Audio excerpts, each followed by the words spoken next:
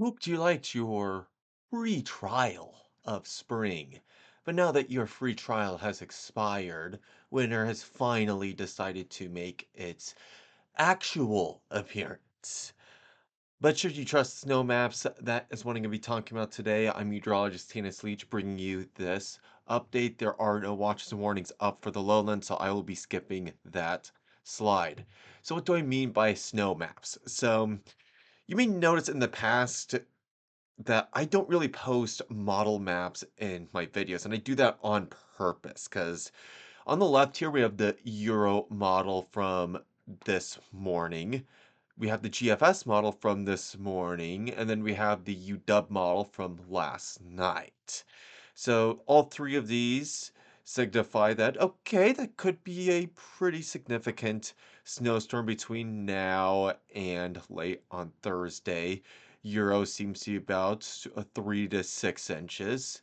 GFS about 6 to 8 inches, and the Wharf GFS a little bit more bandy, but if you get in one of those bands, could be a good 4 to 6 inches. However, every model has their own issues that make these maps inflated if you are not educated about what those issues are. In a classic snowstorm setup, generally these are not inflated. These are just the more specialty setups. So first off, with the Euro model, it shows sticking snow until about 37 to 39 degrees in onshore flow setups, which is what we're going to be experiencing tomorrow, and if there's any moisture, Wednesday. On the GFS slash the Canadian model, PDX is located at 656 feet to be exact. Plus, there are resolution issues. The Canadian, I believe, is a little bit lower. I don't remember the exact point it had PDX proper. PDX proper in real life is 20 feet, just for reference. High resolution models, with the exception of the Wharf, since there are convection based models that over or does the rain shadow effect for regular systems. So for the classic systems, high resolution models I find actually underdo the amount of snowfall that we tend to get here. In the Wharf GFS model, it does take into account local microclimates, which most models do not unless if it's in their computer programming. However, it does initialize off the GFS, so it can have some of the same issues, though it is diluted because of the fact that it is at a 4 kilometer resolution versus the GFS's 13. Also, ice counts as snow in some setups. The graph accounts sleet as a 10 to 1 snow ratio rather than a 3 to 1. And then for all of these models, the default ratio is 10 to 1 on most maps, which means 10 inches of snow equals 1 inch of precipitation, unless if you specifically decide to click on what's called the Q-chair ratio, which better accounts for or dew point temperature, moisture content in the air, temperature on the ground, and how much would actually accumulate. Even that is not perfect. And Q-chair doesn't always lower the ratio. Sometimes it increases it, just for the record. Also, this is not a complete list. This is just a pretty broad overview in terms of the more common issues.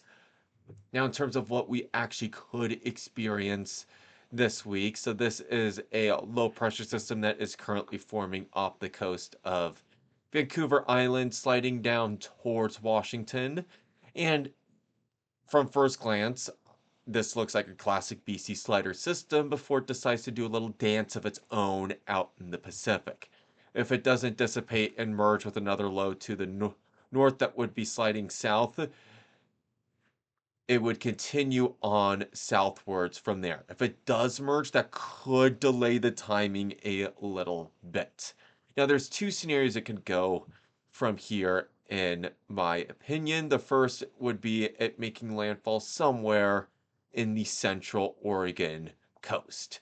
This would give areas to the north at least a chance of snow. I'm saying a chance versus actual snow because we do not have a large cold pool to draw from, and the offshore gradient is not that significant.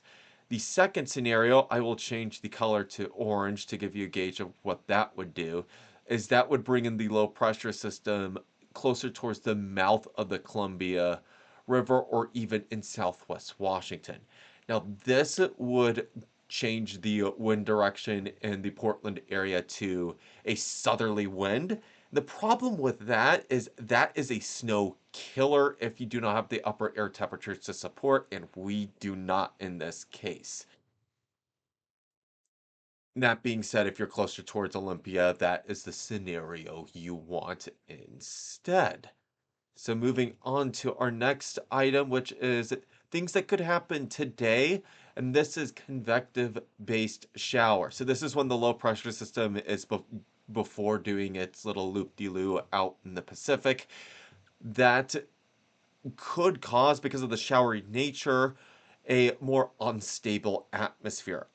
While on the right here, this is a model provided from the Storm Prediction Center. It's showing about anywhere from a 20 to a 45% chance of thunderstorms in the Willamette Valley. I think that's aggressive. I don't expect any thunder to occur. If it does, it'd be a one clap wonder type situation.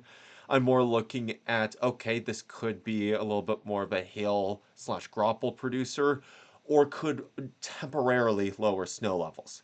On the left here, this is a little bit of an aggressive model. This is the North American model showing in pretty much how much convective available potential energy or CAPE is available, which is calculated pretty much anywhere along this region here where my laser pointer is pointing. The dotted line, you want that red temperature line to be to the left of there if you want any sort of unstable atmosphere.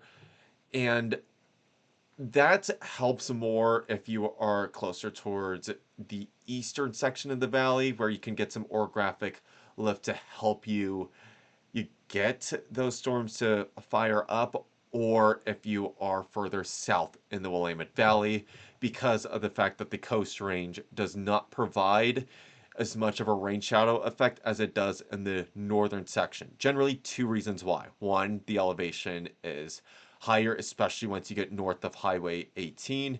And two, it is wider as well. On top of that, for Portland proper, you also have the Chehalem Mountains and the West Hills you have to contend with that also provide a mini rain shadow effect of its own.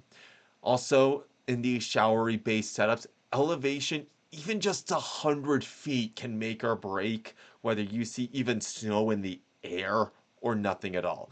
So, Eugene's at 430 feet, way down to the south here. Downtown Corvallis is at 240 feet. So, the Willamette's losing elevation pretty quickly. Still loses some elevation by the time you hit Salem, it's 180 feet, and then it doesn't lose a lot of elevation until you get to around Oregon City with Willamette Falls. Wilsonville's about 170 feet. Most of the communities in the Portland metro area are anywhere from about 150 to 300 feet. PDX proper, as I mentioned earlier, is 20 feet. So some other forecast notes. So I'm really looking at 2 days here. The first is today slash tomorrow, depending on which day you're watching this on. And that is because of the onshore flow setup producing in some heavier cells that could temporarily reduce snow levels. I think this is more of a conversational snow type of situation with most locations seeing a trace or less. I can't rule out spotty accumulations. Chance of that's only about 20% in my opinion. I think higher hills would score a little better, about trace to 2 inches depending on elevation, assuming you get one of these cells to occur. Some models do want to put snow totals in the believable range, about out an inch at the high end. Most of the time, if you get these spotty accumulations, they're just quarter of an inch, and that's it. On Thursday, this is the one that I think has a better chance of seeing snow, but it's not a done deal yet. The best chance of snow is in cold air dam areas, so Banks, Forest Grove, Sheridan, Dallas, pretty much anywhere along the eastern slopes of the Coast Range. And that is north of the landfalling low track. Or in heavier precipitation bands There is some question whether we'll get moisture or not. I will note that models in general have a tough time resolving how much moisture or we get from these small low pressure systems that are sliding down off the coast. If you remember back in February 2023, that was a similar system. We had a stronger cold air pool to draw from compared to this, but models had a tough time resolving that it was going to be about 6 to 12 inches of snow versus my forecast of 3 to 7 inches, but still being that narrow band. I will also note for Thursday, I don't anticipate this will be something we stay in the freezer for long. This is a morning event only. Highs will be in the low to mid 40s is that day. Any accumulations will be brief. All right, moving on to the 7-day forecast. I will start with the Southern Valley here. Today, off and on showers, occasionally snow mixing in if you get into a heavier cell. Chance of that being about a 50-50 just for conversational stuff. Accumulations 20% or even less. Chance of thunder 10%. And tomorrow, mainly dry.